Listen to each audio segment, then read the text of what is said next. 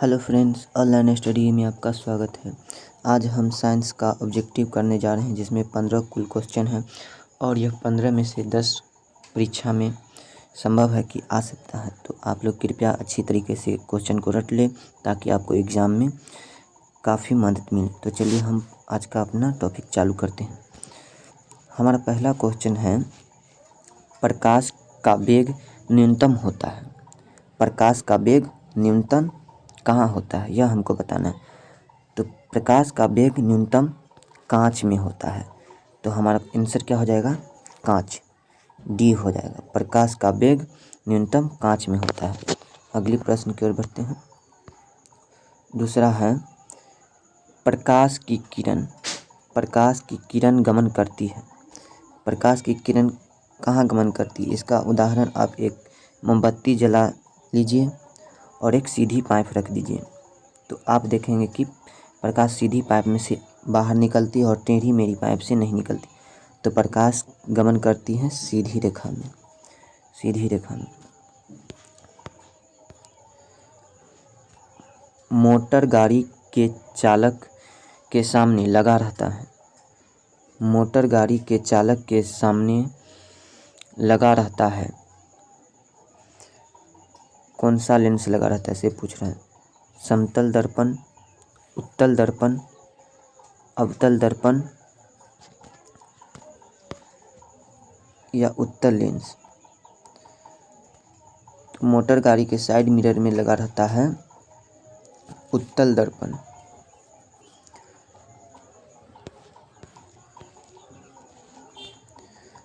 Motor car के headlight में किसका प्रयोग होता है?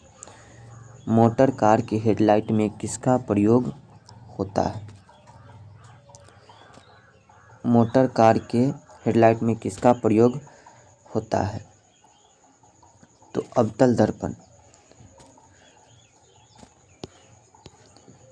पांचवा है, समतल दर्पण द्वारा बना प्रतिबिंब होता है। समतल दर्पण द्वारा बना प्रतिबिंब होता है। ए वास्तविक, बी काल्पनिक, सी दोनों, डी इनमें से कोई नहीं। तो समतल दर्पण द्वारा बना प्रतिबिंब क्या होता है? काल्पनिक होता है।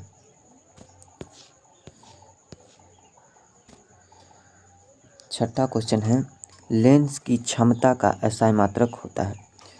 ए डायऑप्टर, बी ल्यूमिन, सी लक्स, डी एंगस्ट्रॉम। तो हमारा आंसर हो जाएगा ए डायऑप्टर। सातवां, प्रकाश की किरणों का पथ दर्शाने वाले चित्र को कहा जाता है। प्रकाश की किरणों का पथ दर्शाने वाले चित्र को कहा जाता है, मतलब क्या कहा जाता है? ए है किरण आरेख, बी फोकस, सी किरण पुंज, डी इनमें से सभी। कौन सा होगा? तो हमारा आंसर हो जाएगा ए किरण आरेख। प्रकाश की किरणों का पथ दर्शाने वाले चित्रों को कहा जाता है किरण आरेख।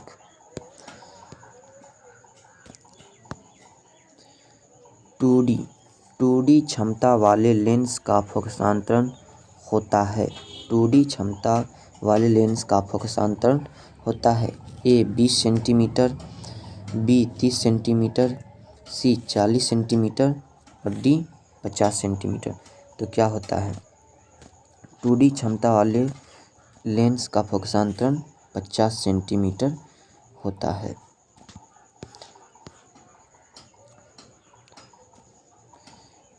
किस उत्तल लेंस का फोकसांतर 50 सेंटीमीटर है तो उसकी क्षमता होगी।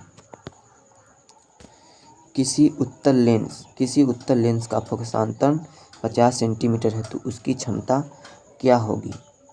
तो +2D होगी। अभी पढ़े थे हम पिछले क्लास, +2D होगी। 10वां प्रश्न बोलता है प्रकाश के किरणों के समूह को कहते हैं, प्रकाश के किरणों के समूह को कहते हैं प्रकाश स्रोत, बी प्रकाश किरण पुंज, सी प्रदीप्त, डी प्रकीर्णन। तो 10 प्रकाश के किरणों के समूह को हम किरण पुंज कहते हैं, किरण पुंज कहते हैं।